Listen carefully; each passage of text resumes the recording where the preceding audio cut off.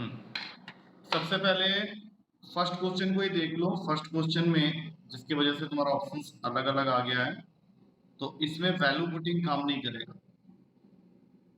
और अगर value putting काम नहीं करेगा then how you are going to calculate this sec theta into cosec theta, क्योंकि सबसे बड़ी प्रॉब्लम ये हो जाएगी इस क्वेश्चन में कि अगर मैं इसको वैल्यू पुटिंग से ट्राई कर लूं तो इससे मेरे आंसर आ तो रहे हैं लेकिन दो आंसर आ रहे हैं। Like if somebody is taking theta as 45 degree, तो इससे तुम्हारा x का वैल्यू आ जाएगा 2, और फिर यही 45 तुम यहाँ डालेगा तो सेक 45 इंटू कॉसेक 45, दोनों का ही वैल्यू √2 इंटू √2 होता है, तो भी आंसर 2 आ रहा है। तो इस हिसाब से ये वैल्यू x के इक्वल हो गया। और साथ में अगर देखो तो डी ऑप्शन में है रूट का x प्लस 2, अब x का वैल्यू 2 है तो ये पुट करोगे तो ये वैल्यू भी तुमको 2 दे रहा है, तो ये तुम्हारा फंस जाओगे तुम इसमें। तब इसमें तुम्हारा इसका मेथड से तुमको करना पड़ेगा। बताओ मेथड से किसी ने किया है इस क्वेश्चन को? हाँ बताओ कैसे किए थे, एक बार सबको बताओ कैसे किए थे। हाँ ओके। हम्म हम्म कितने लोग मिले?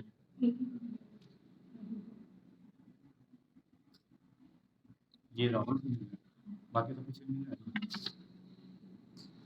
ठीक है, एक सेकंड रुको, एक सेकंड। इतने देर में क्यों बताया उसने? तो राहुल को बोलो कि ठीक है 11 नंबर भी कर ले, we have the answer 6 for 11, तो उसका आंसर गलती से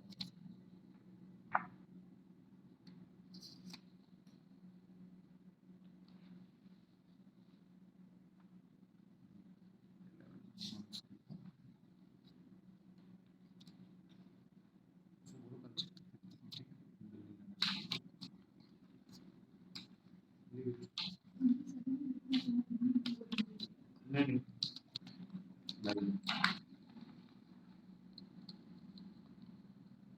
थोड़ा सा डिस्टर्बेंस था बीच में, कोई नहीं। हाँ, तो सबसे पहले तुमने बोला कि tan स्क्वायर थीटा को लिख लेंगे sec स्क्वायर थीटा -1 और cot स्क्वायर थीटा को लिख लेंगे cosec स्क्वायर थीटा -1। ठीक है, ये उसका मेथड हो जाएगा। तो tan स्क्वायर थीटा हो गया तुम्हारा sec स्क्वायर थीटा -1 और ये हो जाएगा cosec square theta -1 is equals to pi by 2 is equals to x। अब यहाँ से हम लोग sec square theta plus cosec square theta को सेम रखेंगे और इसको यहाँ भेज के कर देंगे x प्लस 2। अब sec स्क्वायर थीटा और cosec स्क्वायर थीटा को हम लोग लिख सकते हैं, हम लोग को क्या चाहिए sec theta into cosec theta. तो नहीं नहीं एक सेकंड, ये क्या मेथड बता रहे थे, इससे तो आ नहीं रहा आंसर लेकिन।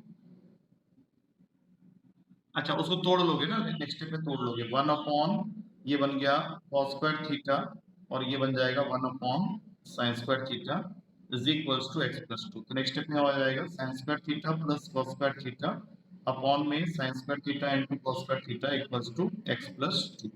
तो ये जो वैल्यू है ये 1 है, तो 1 upon sin square theta into cos square theta is equals to x plus 2, जो कि देगा तुमको cos x square theta into sec square theta is equals to x plus 2। तो उसके बाद नेक्स्ट स्टेप में तुमको sec theta into cosec theta अगर निकालना है तो that will give you under root का x प्लस 2। चलो ठीक है, और कौन सा क्वेश्चन था? Next question 10। Okay okay wait wait, मैं 10 नंबर पहले निकालता हूँ। 10 सभी लोग बोल रहे हैं, क्या दिक्कत हो रही है इसमें 10 में? 10 नंबर क्वेश्चन में उसने तुमको दिया हुआ है कि P Q and R are natural numbers और तीनों ही एक दूसरे के इक्वल नहीं होने चाहिए। साथ में कंडीशन है P square equals to Q R. तो हम लोग यहाँ पे एक काम कर सकते हैं, पी क्यू आर मतलब क्यू पी आर का वैल्यू हम लोग का जीपी में होगा, तो इसमें हम लोग क्यू को दे देते हैं 1, इसको दे देते हैं 2 और इसको दे देते हैं 4। तो 1 to 4 को देके हम लोग का ये रिलेशनशिप सेटिस्फाई हो जाएगा। अब उसके बाद उसने कुछ स्टेटमेंट्स की वेरिफिकेशन करने के लिए कहा है, जिसमें से पहला स्टेटमेंट है p plus R upon R must be equals to q plus p upon p। ये सही है कि नहीं हम लोग को चेक करना है। तो whatever values we have got for p q and r उसी को यूज करके करना है। तो p प्लस आर मतलब ये ऊपर आ गया 6 अपॉन में 4, मतलब ये हो गया 3/2। अगर मेरा LHS 3/2 आया, अब RHS में चलते हैं तो ये हो जाएगा 5/2। तो ये दोनों तो इक्वल नहीं आ रहे हैं, तो इसका मतलब पहला स्टेटमेंट मेरा सही नहीं हो सकता। दूसरे स्टेटमेंट में जाएंगे तो उसमें लिखा हुआ है P upon R minus P, P upon R minus P is equals to Q upon P minus Q। इसकी वैलिडिटी को चेक करेंगे तो ये बन गया तुम्हारा 2 अपॉन 2 और Q है तुम्हारा 1 upon P minus Q that is 1। हाँ, ये सही आ रहा है, सेकंड स्टेटमेंट हमारा सही है। अच्छा, एक थर्ड स्टेटमेंट भी है, this is correct, this is wrong. Third statement में अपने पास में है P प्लस आर अपॉन में R minus P that is equals to Q plus P upon में P minus Q. P R इस की वैल्यू हमारे पास ऑलरेडी है, तो P हो गया 2 प्लस 4 अपॉन में 4 माइनस 2 जो कि मुझे दे देगा 3, और Q प्लस P तो ऊपर में 3 आ रहा है, हाँ ये भी सही आ रहा है, 2 माइनस 1 ये भी सही आ रहा है, तो हमारा स्टेटमेंट सेकंड एंड थर्ड सही है, that is present in B. मैंने क्या आंसर दिया है, 10 का डी दे दिया है क्या।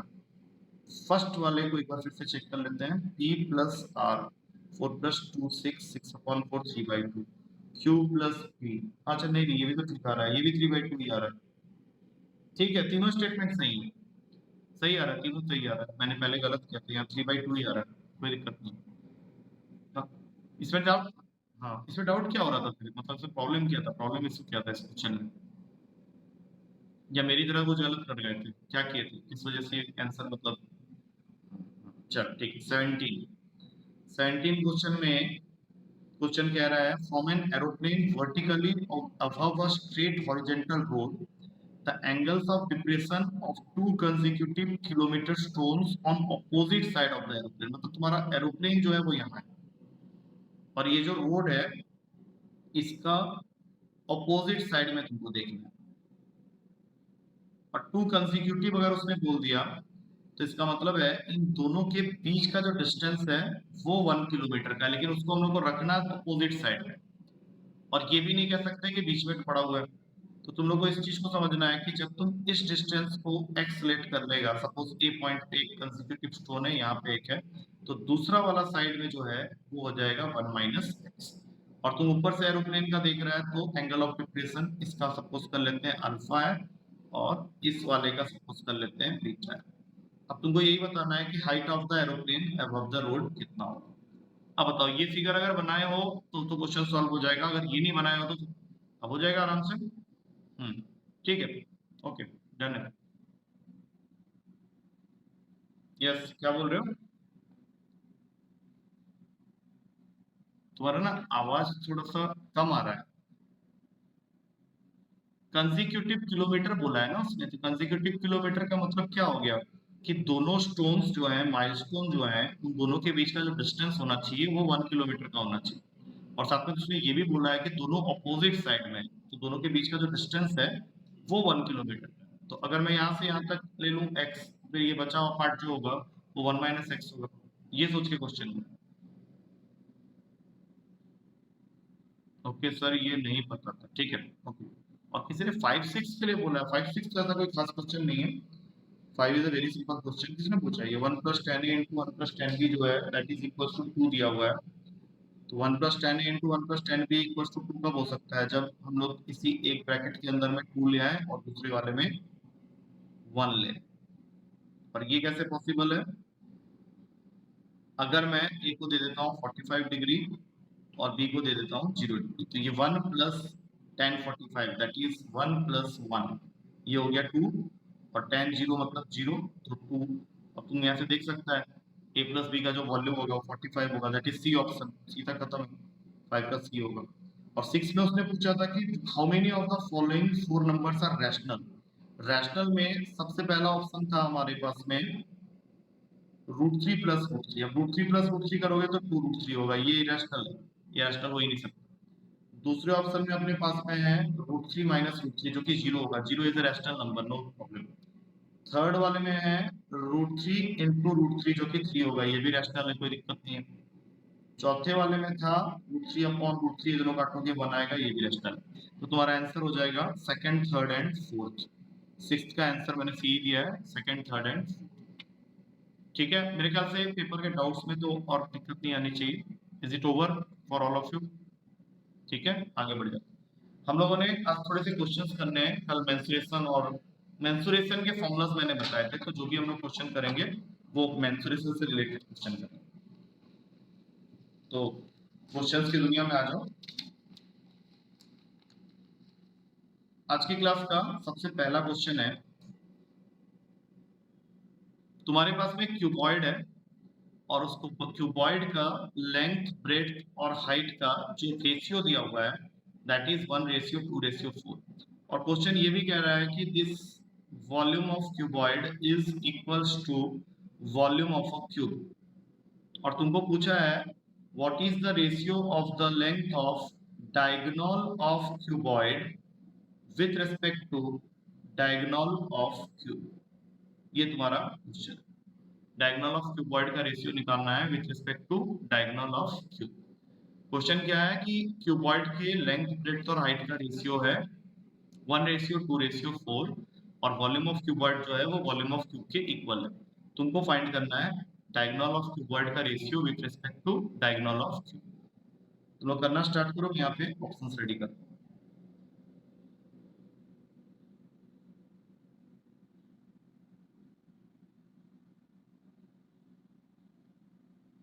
ये है तुम्हारे ऑप्शंस।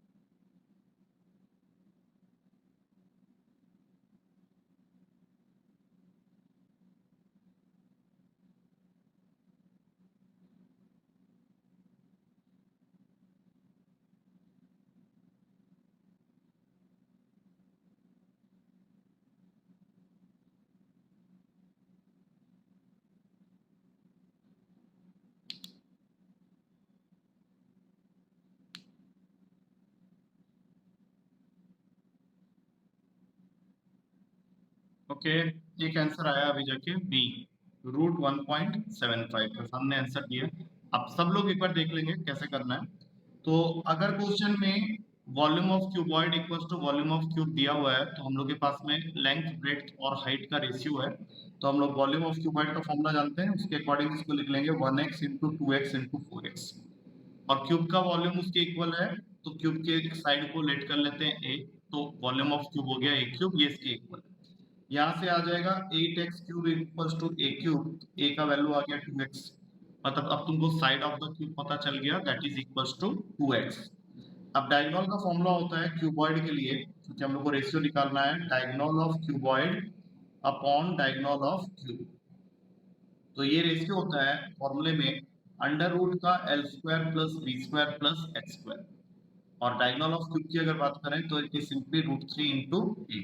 तो हम लोग के पास में लेंथ, ब्रेड्थ, हाइट की वैल्यू है, तो यहाँ पे 1x का होल स्क्वायर, फिर आ जाएगा 2x का whole square that means 4x square, और 4x का होल स्क्वायर मतलब 16x स्क्वायर। ये पूरा का पूरा रूट के नीचे है और नीचे आ गया था तुम्हारा √3 इंटू 2x। अब तुमको क्या करना है, ऊपर से सॉल्व करके देखो तो आ जाएगा √21x बाहर आ जाएगा और 2√3x यहाँ पे रह गया, दोनों कैंसिल हो गए। √21 एज इट इज है, इसको अंदर डाल दो तो 3 इंटू 2 का स्क्वायर 12 हो गया। अब तुम्हारे पास में फाइनली आ गया होल अंडर रूट में 21/12। अब 21/12 को हम लोग 3 के टेबल में कट करेंगे तो ये आ जाएगा 7/4, और 7/4 आपस में कैंसिल होकर आंसर को बना देगा 1.75। ये तुम्हारा बी आंसर। तो कितने लोगों को समझ में आ गया एक बार बता देना, क्योंकि क्वेश्चन इतना टफ नहीं था, उन्होंने थोड़ा सा टफ बना दिया मेरे ख्याल से। ठीक है, is it okay with all of you? आ गया समझ में? आ गया समझ? चल नेक्स्ट क्वेश्चन। नेक्स्ट क्वेश्चन तुमको कह रहा है, एक फिगर दिया है तुमको जिसमें उसने मेंशन कर दिया है कि ABCD इज अ स्क्वायर, और DCE को वो बोल रहा है इक्विलेटरल ट्रायंगल, और फिगर कुछ इस तरह से दिया हुआ है तुमको।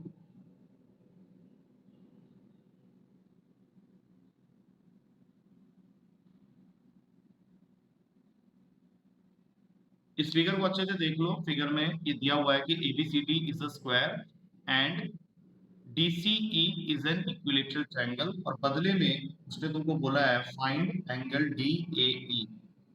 DAE की वैल्यू चाहिए। अब ये क्वेश्चन मैं तुम लोग के हाथ में दे दूं, करके बताओ कितना आंसर आ रहा है इसका। DAE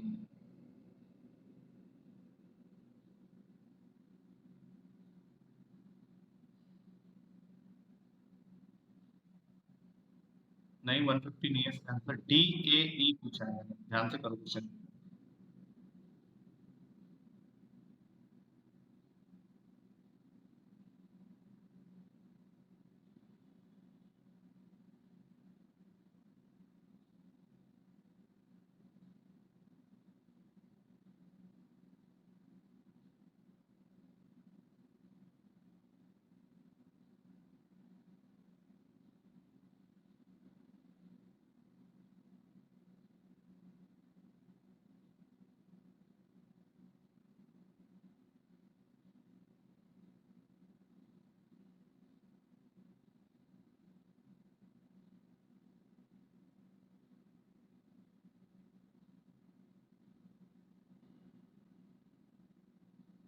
यस, ये आंसर सही है, 15 डिग्री। अब देखो 150 जो तुमने बोला था, वो एक्चुअली DAE की वैल्यू नहीं थी। सबसे पहले तो इसको ज्वाइन कर। अब सोचो कि ये एंगल 90 का है, और सिंस तुमने इसको इक्विलेटरल ट्रायंगल बोला है, तो ये एंगल हो गया 60 डिग्री का। अब 90 प्लस 60 जोड़ के तुम्हारे इस ट्रायंगल के अंदर ADE एंगल जो है वो 150 का है। अब तुम खुद सोचो कि ये एंगल पूरा का पूरा 150 का है, और तुमने स्क्वायर के साइड के ऊपर में ही इक्विलेटरल ट्रायंगल को बनाया है, तो फिर ऑब्वियस सी बात है कि तुम्हारा ये दोनों आपस में इक्वल होगा, क्योंकि DC जिसको तुम इक्विलेटरल ट्रायंगल बोल रहे हो वो side DC of the square के ऊपर ही बना हुआ है, और इक्विलेटरल ट्रायंगल के तीनों साइड बराबर होते हैं। तो DEEC अगर DC के इक्वल है, तो फिर DE की वैल्यू AD के इक्वल भी होगी, क्योंकि CD और AD स्क्वायर के ही सेम साइड है।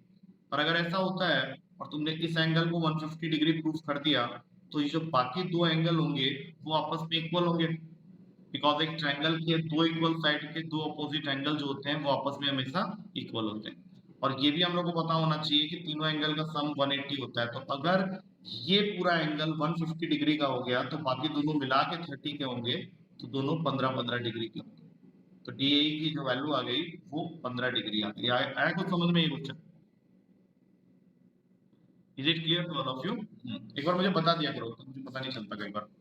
ठीक है, I hope it is clear to all of you. अगले क्वेश्चन में चलेंगे, वो करने की कोशिश करना। अगला क्वेश्चन तुमको तो कह रहा है कि तुम्हारे पास में तीन इक्वल सर्कल है। तीन इक्वल सर्कल है, मैं यहां लिख देता हूं, 3 equal circles each of radius 4 centimetre touch one another. अभी क्वेश्चन कई बार तुम्हारे पेपर में आया हुआ है अलग अलग तरीके से, इस बार भी आया था। 3 equal circles each of radius 4 centimetre touch one another, और तुमको बताना है find the area in centimetre square of the portion included between them. Included between them, वो कौन सा एरिया है जो इन दोनों तीनों इक्विलेटरल ट्रायंगल के, इन तीनों इक्वल सर्कल्स के बीच में आएगा, वो तुमको बताना है। अभी मैंने एक हल्का सा हिंट दे दिया है तुम लोगों को इक्विलेटरल ट्रायंगल वर्ड यूज कर। So just try to figure out कि अगर तीनों इक्वल सर्कल्स एक दूसरे को टच कर रहे हैं, वन अनदर को टच कर रहे हैं, तो उनके बीच में जो एरिया इंक्लूड होगा उसकी वैल्यू क्या होगी। फिगर तुम लोग रेडी करो, मैं यहाँ पे ऑप्शंस रेडी कर रहा हूँ।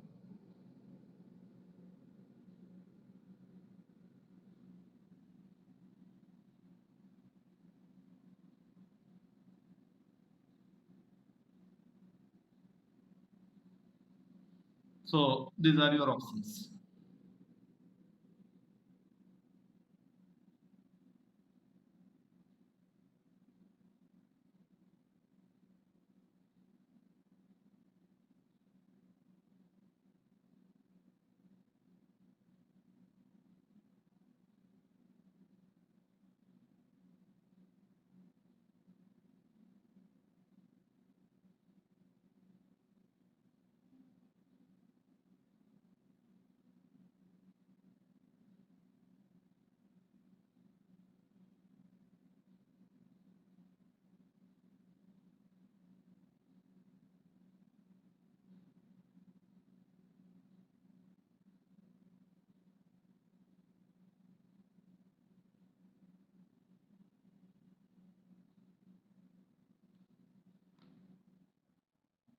कौन सा आ रहा है?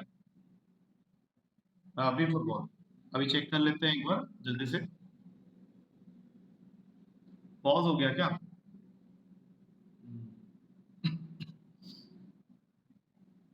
अभी चेक करेंगे इसको। मेरी आवाज आ रही है तुम लोग को? आ रही है, लेकिन मेरा ना यहाँ पे वीडियो पॉज हो गया। एक सेकंड।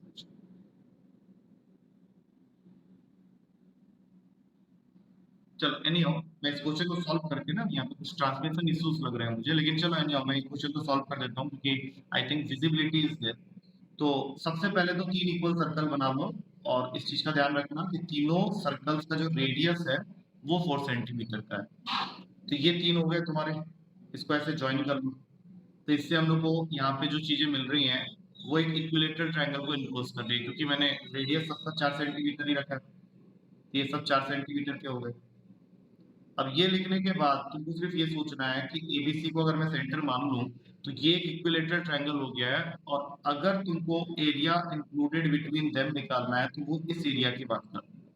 और ये एरिया निकालने के लिए तुमको बस एक छोटा सा काम करना है। इक्विलेटरल ट्रायंगल के एरिया में से required area is equals to area of equilateral triangle ABC minus 3 into area of each sector. और इक्विलेटरल ट्रायंगल का एरिया निकालने का फॉर्मूला होता है √3/4 इंटू साइड स्क्वायर, जो कि इस फिगर में अगर तुम देख रहे हो तो जो तुम्हारा साइड है वो 4 + 4 8 हो चुका है, तो 8 स्क्वायर 64 हो गया। -3 इंटू एरिया ऑफ इस सेक्टर, मतलब फॉर्मूला होता है अपना सेक्टर का θ/360 इंटू πr, ये हमने कल की क्लास में डिस्कस किया था। तो ये इसको काट देगा 16 में, तो 16√3 आना ही आना है। 3 इंटू थीटा, यहाँ पे इक्विलेटरल ट्रायंगल है तो ये तीनों एंगल 60 ईच हो गए, तो यहाँ पे हम लोग लिख देंगे 60/360 इंटू पाई। रेडियस यहाँ पे 4 का है तो ये 16 हो जाएगा। अब आंसर आ गया 16√3 माइनस, ये इसको काटो 6 में जाएगा, ये इसको काटेगा 2 में जाएगा, ये इसको काटेगा 8 में जाएगा। तो ब्रैकेट खोल के ये आंसर आ जाता है 16√3 माइनस 8 जो कि बी ऑप्शन में अवेलेबल है। I hope it is clear to all of you. समझ में आ गया? अभी किसी ने 16√3 माइनस 2 बोला था तो वो गलती दिख गई इसके अंदर में, क्या है y it is 16√3 minus 5। Clear है ये चीज? Yes, is it clear? चलो एक क्वेश्चन और कर लेते हैं। अगला क्वेश्चन आ रहा है, सिंपल सा क्वेश्चन है, देखना होता है कि नहीं। This will be our fourth question. इसमें तुम लोग को वो कह रहा है कि sum of diagonals of a rhombus, एक रोम्बस के डायगोनल का सम जो है, दो डायगोनल का सम जो है वो 10 मीटर है, और इस रोम्बस का जो एरिया है वो 9 मीटर स्क्वायर का है। तुमको बताना है sum of the squares of their diagonal, d1 square plus d2, तो तुम छोटा d1 d2 कर लो।